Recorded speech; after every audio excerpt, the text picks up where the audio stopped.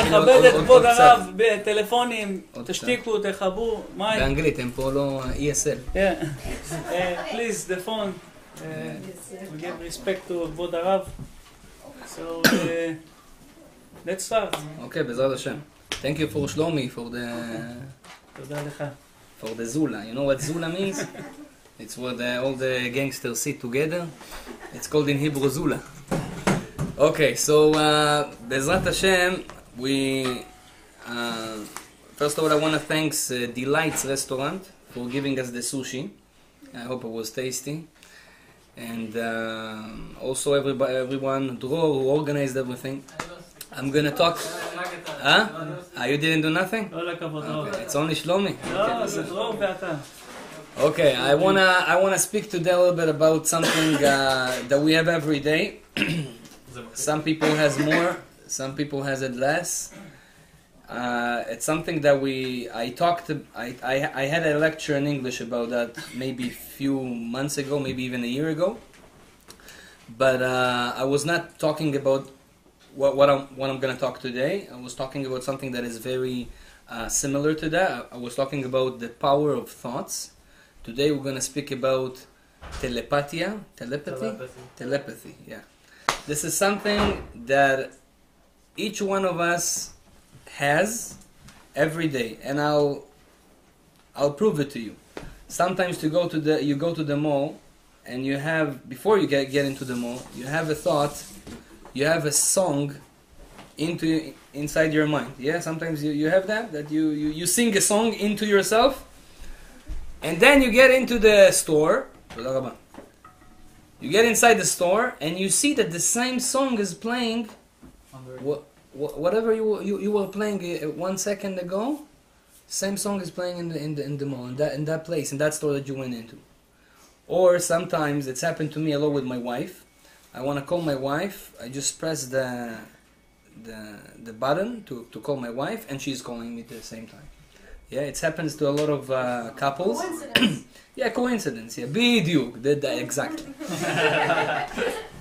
This is what we're going to talk about. Oh, we didn't say the Ilui is for Ilui Nishama of Atar Ben Ruth and the Refuah Shlema for Pesach Ben Gala. Pesach Ben Gala. Bezrat Hashem, this gathering should give him Refuah Shlema soon. So yeah, a lot of people, like you said, what's your name? Mai. Yuli. So like Mai says, we have things like that happening to us every time, and we say it's coincidence, mikre. Another thing that could happen to us is, I don't know if you're familiar with this, but sometimes you think about someone that you didn't think about him for a long time, or you talk about someone and you see him showing up. Or he's calling you. Or sometimes you want to call someone that you didn't speak to him for a long time, and you see that he's calling you now. You just thought about him, and he's calling you now. All these things happens to people, and usually we say coincidence. Today, the scientists, they also realize that, and they say that it can be a coincidence. It has to be something beyond. There's something there. Why? Because it's happened so much to so many people, and to each one of us, and that's why they wanted to see if this is really something that we don't understand, something beyond this world, or maybe it's a coincidence. So they made few experiments to see that. One of the things they did, they realized that twins, they have it very, very often. Yeah, I know in my family we have twins, and when one of them is feeling something, the other one feels the same in another place of the world. And there was a very famous story, I read it in one of the newspapers in Israel, about two ladies. They are twins, and one lady, she was pregnant, and she was pregnant 7th month. Yeah, sorry for my English. I told you, ESL.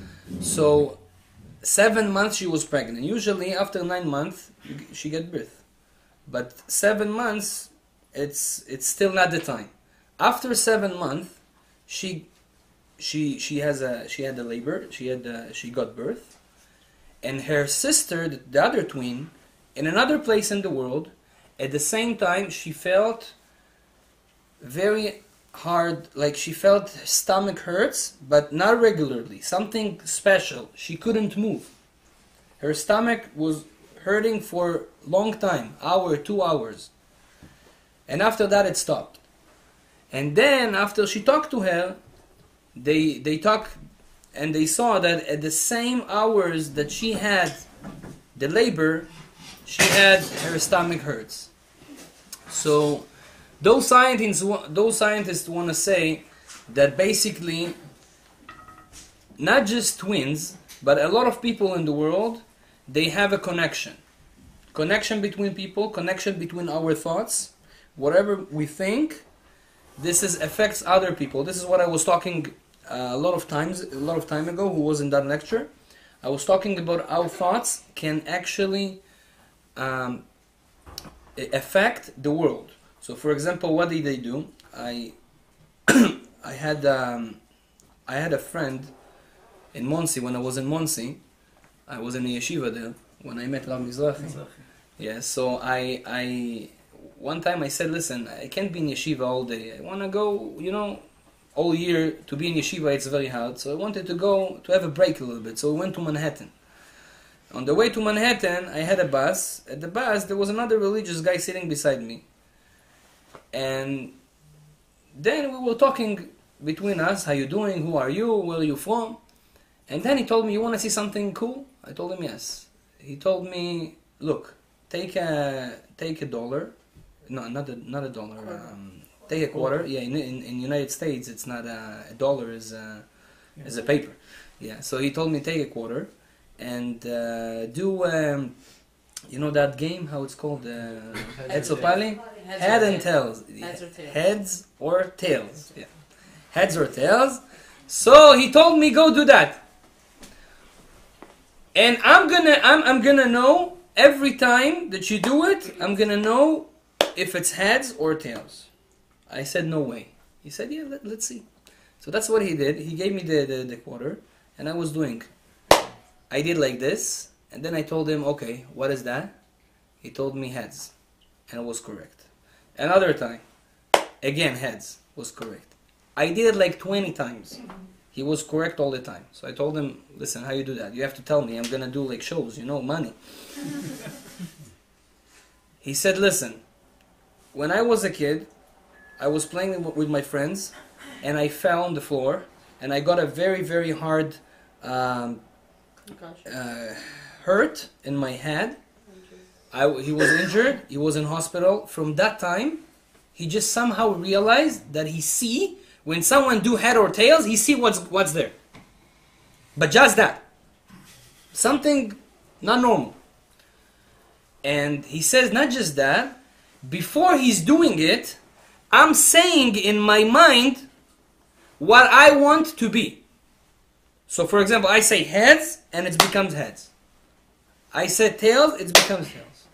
So my mind affects that. Now, in Virginia, there is a university in Virginia, they did an experiment about that thing, and they wanted to see if our thoughts affecting the world. So what did they do? They took 500 students, and they told them there is a machine, that the machine threw randomly numbers from 1 to 100, randomly. I want all of you, all the 500 students, to think about one number. Let's say 64. 500 people in one place, all of them think 64, 64, 64, 64. They just think, they don't say it. Just think. I want to see if the number 64 is going to be more than other numbers. Picked more than the other numbers. And most of the time that they did that, the number that they thought about, he was the number that the machine threw randomly more than the others. only by thought. They did the same experiment with a university in China by Skype. And the machine was in the United States, and the students were in China, and they told the student, think about this machine that is in the United States, think about that number, and we want to see if that number is going to be the most. Pick the most. And this has also happened from China to United States. So they saw those professors, they saw that our mind, whatever we think, is really affects the world. If it affects the world, if we understand that thing, we have a big power just by thinking. So when we talk about telepathy, telepathy, now we understand how it works. The Torah says that there was one of the big prophets, his name was Daniel. This is where this name, by the way, came. A lot of people, they like the name Daniel, Daniela. Daniel was a prophet 2,500 years ago, in the time of the destruction of the first temple, Bet HaMikdash HaRishon. He was the prophet of Israel. He went to Babylon with all the nation of Israel after the destruction of the first temple, and he was there, and he was a servant of the king Nebuchadnezzar, the one who destroyed Jerusalem, the temple. And Nebuchadnezzar liked him very much. Now he had another 3 friends which were also prophets, but not in the same level as he. Chagai, Zechariah, and Malachi. Chagai, Zechariah, and Malachi, another 3 friends of Daniel, they are all going one day, and then Daniel see a prophecy. Now, when someone see a prophecy, today we don't know because we don't have prophets, but when someone see a prophecy, he gets to it's like a trance. He's like, I don't know if you saw someone that has epilepsy, but he's starting to shake, and this is what happens to someone that see prophecy. Why? Because his soul basically is taking over the body and sees something spiritual. So this is what happens to Daniel, and then Daniel sees something. Hashem show him something, and he sees something, and he's like very scared of this. He see a prophecy. Now Chagai, Zechariah, and Malachi, they don't see nothing, but they were so scared from the situation that they just ran away. This is written in the Talmud 2,000 years ago, and then they ask a question. Daniel, he got scared. I understand why, because he saw whatever he saw. But Chagai, Zechariah, and Malachi, they didn't see nothing. So what they were scared from? The Gemara answers, Af al pi de'iu lo chaze, mazale chaze. It's in Aramaic. Even though he doesn't see, but his mazal, luck, see. What's your luck? Your luck is your soul. Sometimes your soul see things that your body doesn't see. I don't know if you're familiar with dogs. That sometimes dog is like gets crazy. You don't know why. He gets crazy. What do he see there? There is a lot of spiritual things out there that the dog can see and our eyes can't see. Maybe I told you once, there is a famous Gemara, one of the books of Judaism, in Masechet Brachot, page 6. It says there's something very interesting. It says that there is a lot of spiritual things out here, everywhere. Angels, souls of people, and like things that we don't want to see. And we don't see them. And if we would have a permission to see them, we would get crazy. Now the Gemara says there is people that they like to test. You know, I was like this. When I came to Judaism, I like to test everything that I do. I wanted to see if it's true or not, you know.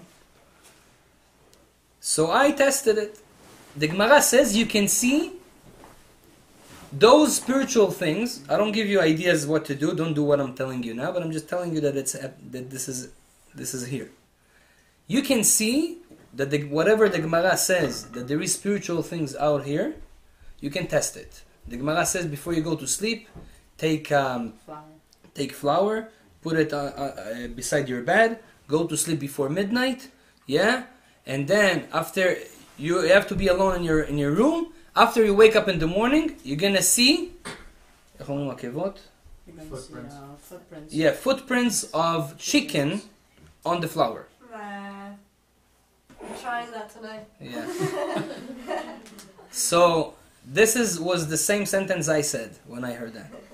I'm trying that tonight. I did that. Why chicken? I did that when I was in America, in Monsi. And in the morning there was those chickens. Now, why did I do that? I wanted to see if whatever the Gemara says is true. Now, there is some conditions to do that, but the point that I want to tell you is that there is things out there that we don't have the permission to see. The dog has different eyes. The bee has different eyes. Has different hearing, smell. You know, the dog can smell under the ground, something that you can't. Hashem gave him this skill. Same thing as us. We have a soul inside us, but we are close with the body. This body close the soul. That's why we can't receive those things. But sometimes we get a certain, like a radio. In radio you have FM, right? So you can change different waves. Same thing as our soul. Sometimes you are on a wave that you can see something that is beyond nature, beyond regular nature. And this is telepathy. Each one of us sometimes has a small connection with his soul, and then he can receive some information that is not regular. Now the question is, how do we do that, and why do we need that? So first of all, we have to know that this happens. Yeah, one of the very interesting books I saw called Nishmat Chaim. This book says that sometimes you sit in your house and you feel something bad has to happen. You feel something bad has to happen. I don't know what. I feel bad. Something bad has to happen. And then you see, Chaz v'Shalom, robbers came, or someone did something to your car or something. A lot of people had that. They feel that something bad has to happen, and it happens. There was a famous story in Israel in 2001. You know that in 2001 the Arabs, they started to do a lot of bad things and to explode in buses and places. So I remember it's called the Intifada. So there was a very famous story in Jerusalem. It's in Rehov Tzfania. It was in Tzfania Street in Jerusalem. There was a bus, and that bus, there was the Arab came into the bus and explode, and explode, bombed the bus. And there was one young Jew. He was not married yet, maybe 20 years old, even less. That his name was Yosef Dov Weissman. I remember his name. He was in the bus and he passed away. His father, after the 7 days of Shiva, his father was talking, and it was in the news, and he showed his diary, this kid diary. And 2 days before the bus bombed and he passed away, he wrote a whole list of what he wants people to do after he passed away. They call it tzava. How you say tzava? Will. Yeah, he wrote a whole will in his diary. Now, usually, young guy, what would he write such a thing? What brings you? I have a friend. I'm never gonna forget. I had a friend. It was just when the Facebook came on. Yeah. You remember those times? Yeah. It was the first year of Facebook. Everyone was like, "Wow, Facebook!" And he wrote a status on Facebook. I'm gonna die. And the same day or day after, he went to a car accident and he passed away. Now, a lot of times you see that someone feels something bad has to happen to him. Now we're gonna explain what we do with this feeling, but this is a fact that it happens. we feel things that we don't hear it, we don't see it, we don't smell it, but somehow you feel those things happening. Yeah, like this lady that she was pregnant and she had a baby. At the same time, her sister she had a stomach pain. Why? People are connected, and we feel one each other. Now, why I'm telling you this? Because a lot of times we are afraid of things in life. What's gonna be? What's gonna happen to me? I'm gonna pass the test. I'm not gonna pass the test. Our rabbi says that we have to understand that those thinking of those scare, those things that we scared from, they come to us only because of one reason. Because we can change them. When something has to happen to you and you can change it, Hashem give you that thinking, that thought to your mind. So for example, you think about, I'm not going to pass the test. Why does Hashem give me this thought right now? Because He wants me to do something to change the nature, because I'm a Jew. What's the difference between a Jew and a non-Jew? One difference. We can change the nature, they can't change the nature. Israel me'al hamazal, we are above the luck, and they are not above the luck. We have an opportunity to change everything in life. So a lot of times Hashem sending you certain thoughts.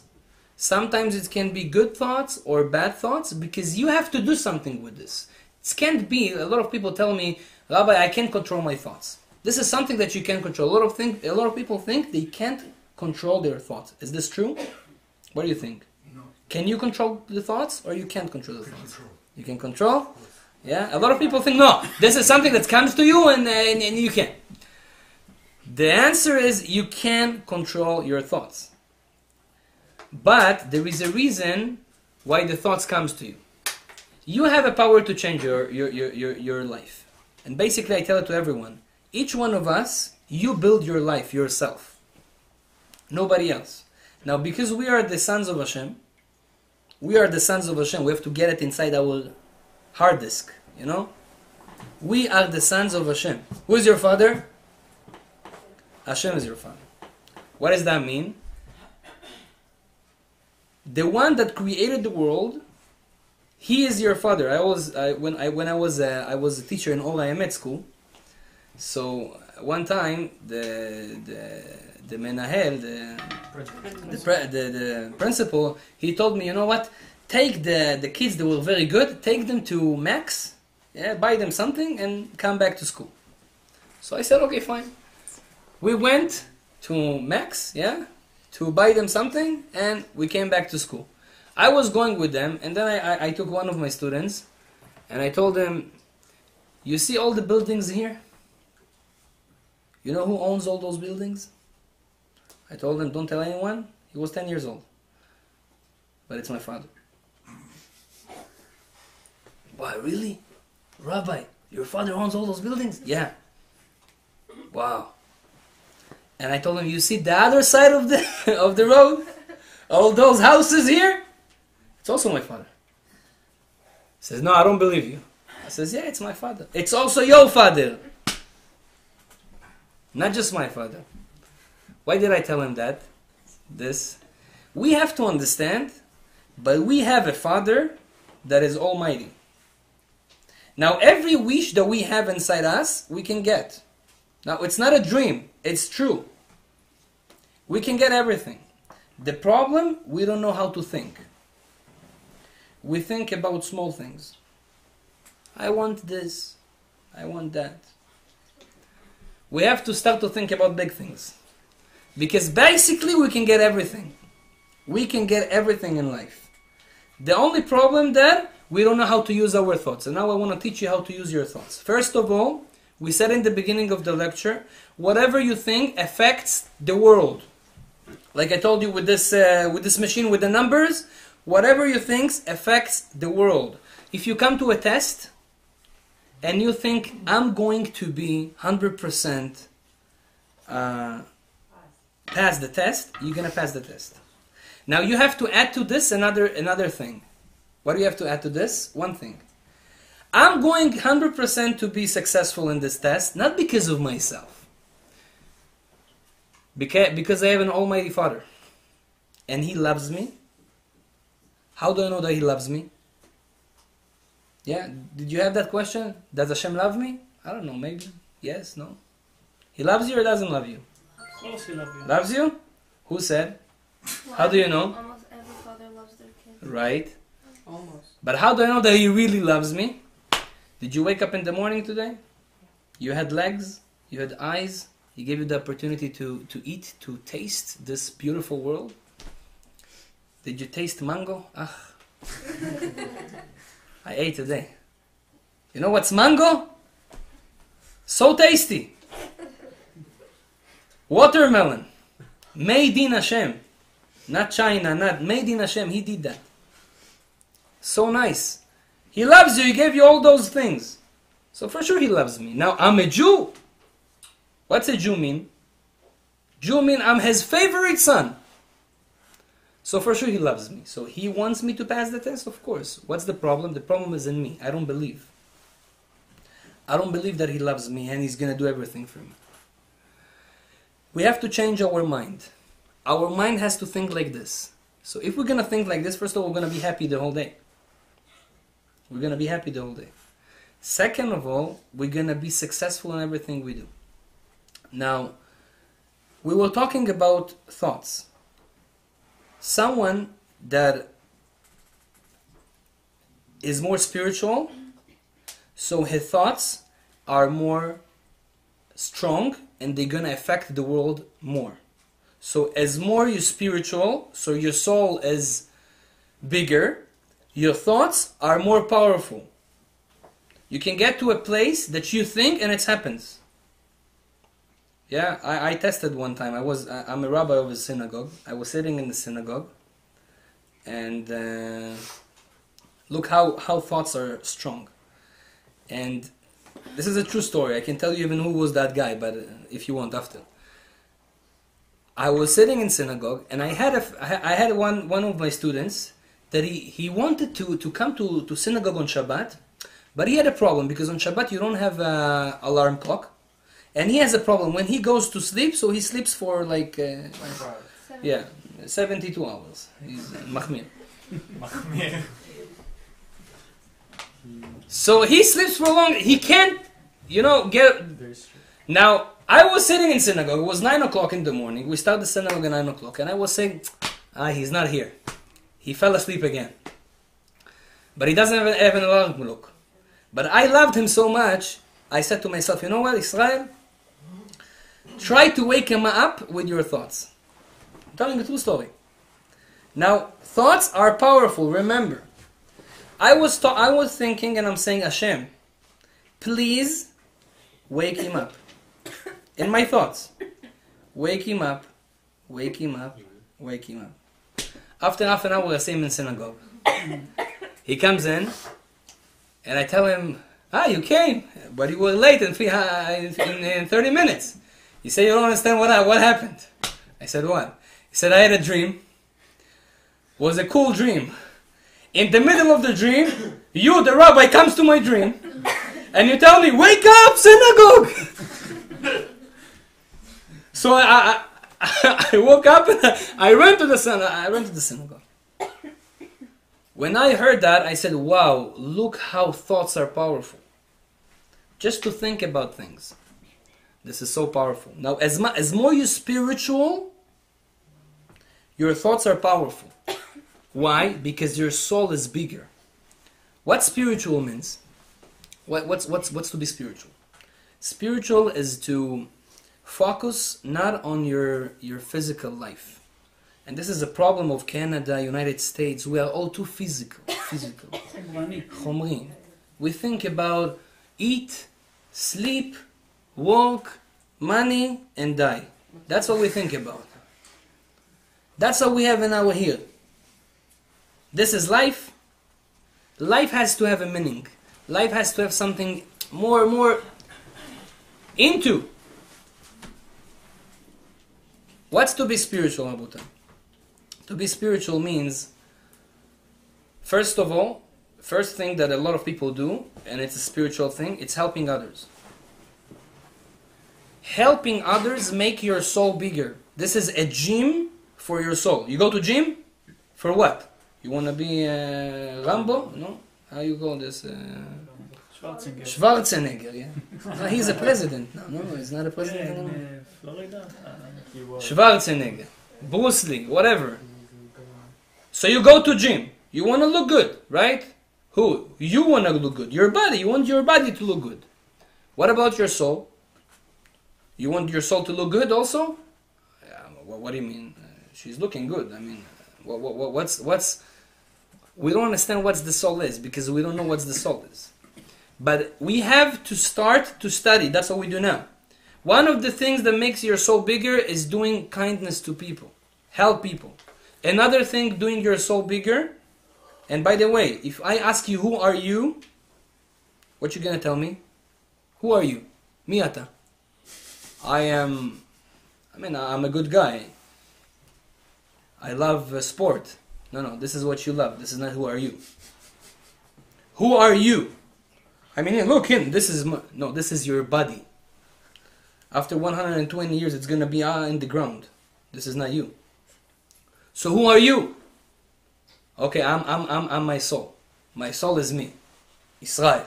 This is my soul, and I'm gonna continue after 120 years. This is who are you, your soul. So, if you don't spend time making your soul better and bigger, so basically you don't spend time on you. You spend time on other things in your life, but not you. You are as your soul. How you get your soul bigger and better? By doing, I said, kindness. This is one mitzvah, chesed, helping others. Not thinking just about yourself. Yeah, sometimes we have to do things for free. It's a good thing to do things for free for other people. Another thing, respecting our parents. Do you know that every time my father asks me something to do, yeah, I have my brother is not here. Emmanuel is not here. He's here. He's here. Ah, he's here. Manuel. He's awake. He's sleeping. Slave. Yeah. He's not. We have a fight. Who's gonna do that? Who's gonna do that? Who's gonna do the mitzvah? Why? I want the reward of doing something for my father. I want to have it. Why? Because every time you do something for your father or for your mother, they ask you, you make your soul, it's a gym for the soul. You become a better person. You become a better person. Another thing, how do I work on my soul? By talking to the creator who made my soul. You know that you have to have a connection with your father. You can't go to your father only when you need money. Only when you need, Father, I need some, I want to go to 50 Cent. He came to Canada. He's going to give you $1 and tell you, take your sister also. What's a 50 Cent? You don't come to your father only when you need something. You have to have a relation with your father. More you have a relation with your father, the one who created you, your soul, your body, and all of your life, and given you whatever he's giving you, the bigger soul you have, the bigger potential you have, the bigger person are you. So by talking to him, this is called prayer. Prayer is not just taking a siddur, not understanding nothing and saying, Baruch Ata Hashem. No, this is not praying.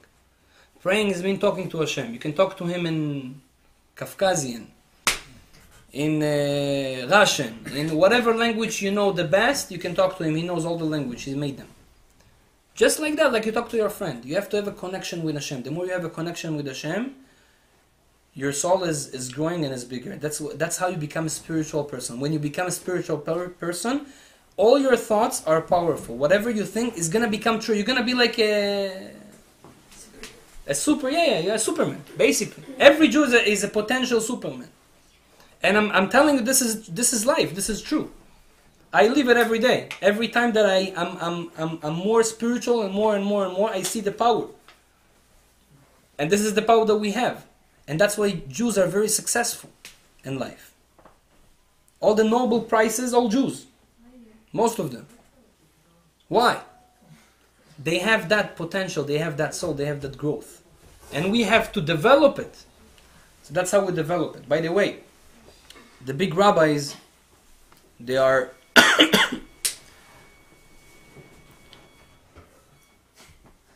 the big rabbis, because they have such a big soul, so they have connection with each one of us. The bigger soul you have, so you feel every Jew. When a Jew comes to you and tells you his problems, so certain people say, I don't want to listen to him, this guy is making me depressed. I don't have time for him. This means that you don't have a big soul, because if you would have a big spiritual soul, you would feel every Jew. You would be connected to every Jew in the world.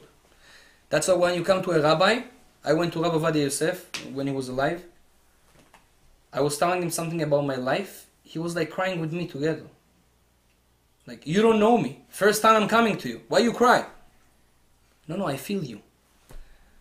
Someone that has a spiritual, he's very spiritual, he connects to each one of us. And that's why you have a telepathy of each one of us. That's why I'm telling you, I came to one of the big rabbis in Israel. He passed away this year. He was the servant of Baba Sali. I went to him. I didn't say nothing. He was telling me what questions I want to ask him. I didn't open my mouth. He knew what I was about to ask him. How come? Very simple. Spiritual people are so connected to you, they see what you're thinking. They feel it. Because it's a radio. Your thinking isn't here. Someone that is very spiritual can take it. Can understand it. You know, the Baba Sari, next week there's going to be his Hilula. The day that he passed away. So we make a big party. So his son, his name was Rabbi Meir, Baba Meir.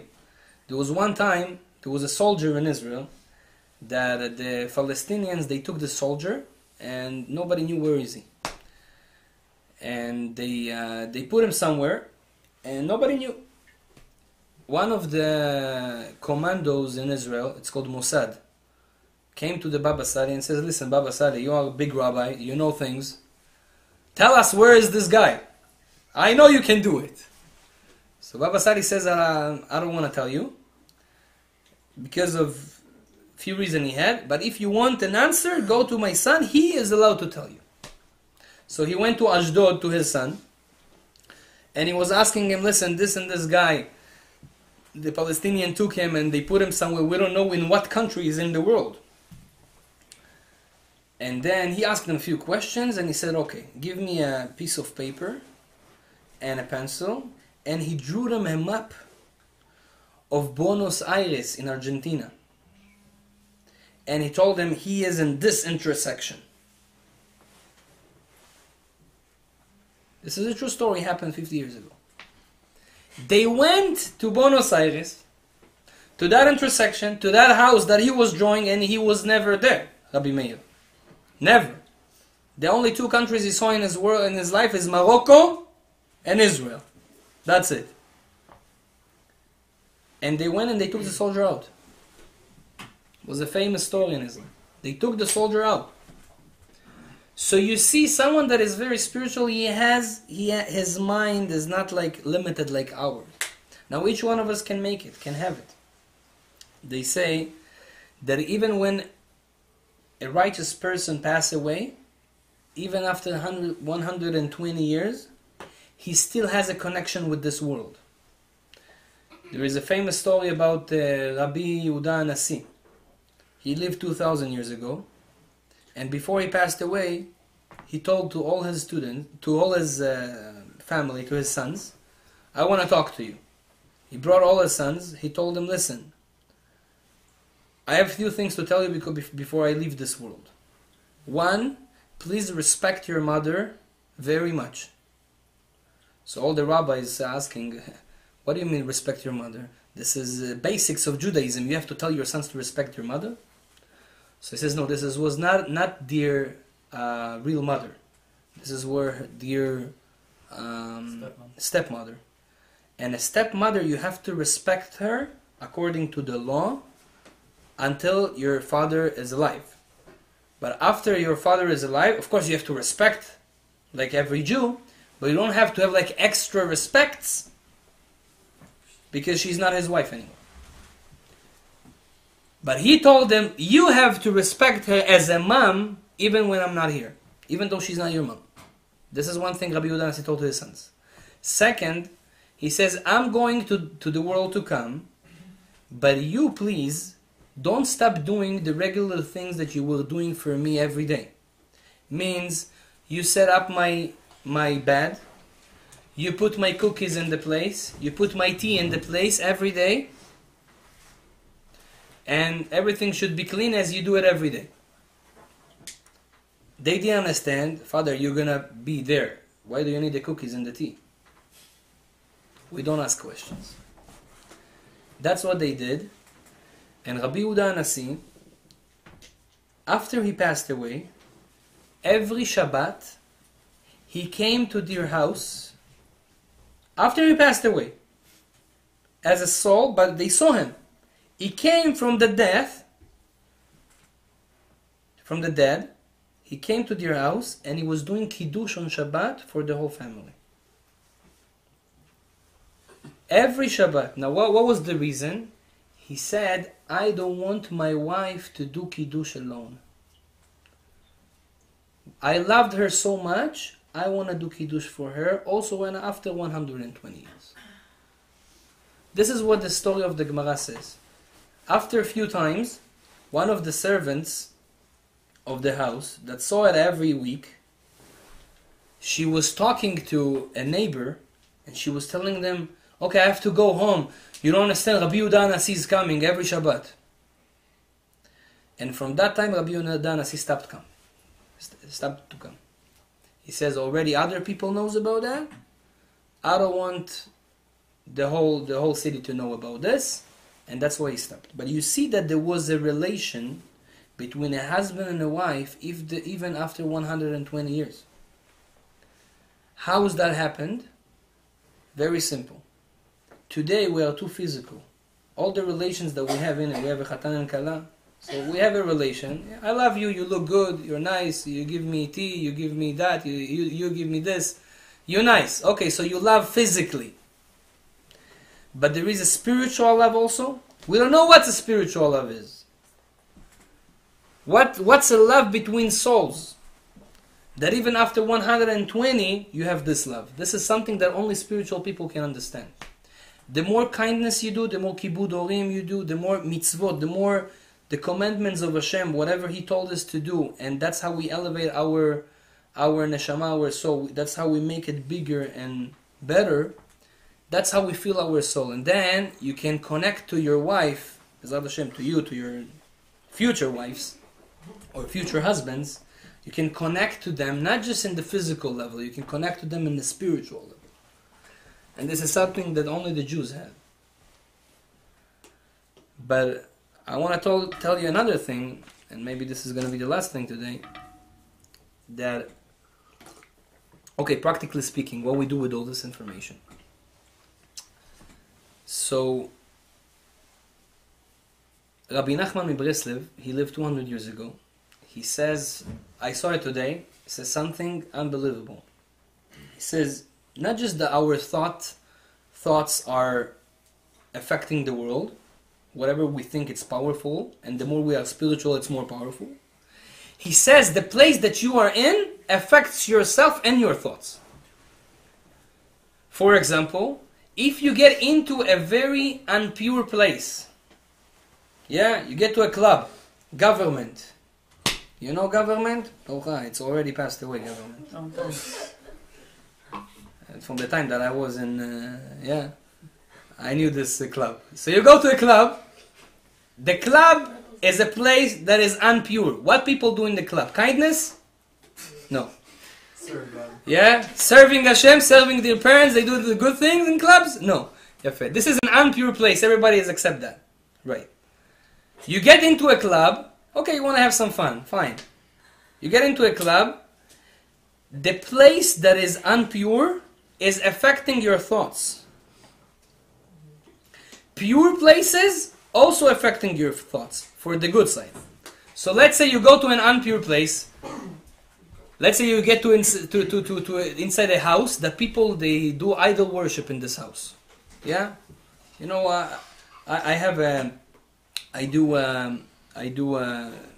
when we do laundry, my shirts, I don't like to put them in my laundry in the house. I like to put them in the dry cleaners. So I have a dry cleaners for years already. This guy is from India, yeah, Hodi. Now they believe in Buddha, Shmuda, all those things, and they put in the dry clean, they put their things. Every time I get inside this place, I have bad thoughts coming into my mind. Every time. Unpure places bringing you unpure thoughts, giving you unpure desires. But pure places, when you go to a pure place, sometimes you get to a house, you say, wow, I feel so good in this house.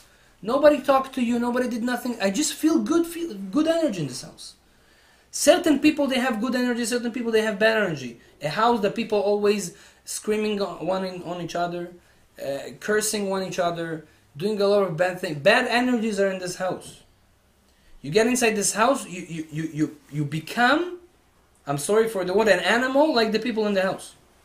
You have those desires also coming out of you. Slowly, slowly. The more you're going to be in this house, you're going to have it more and more. I saw one time I had a family in my community. They got into a house and they didn't do Chanukat Habayit. Chanukat Habayit, it's a thing that we do to get all the bad energies out of the house, and we read some holy things, Zohar and stuff, to make the energy in the house better. So they didn't do that. They got into the house. From the second they got into the house, fights every day between the husband and the wife. Problems, health problems. They don't understand what's happening here. Bad thoughts. The husband started to do drugs. He never thought about this. And this house started to do this. Shem Yishmo. And they didn't understand what happened. When I got inside the house, I told them, listen, there's a very, very bad energy here. Very bad energy here.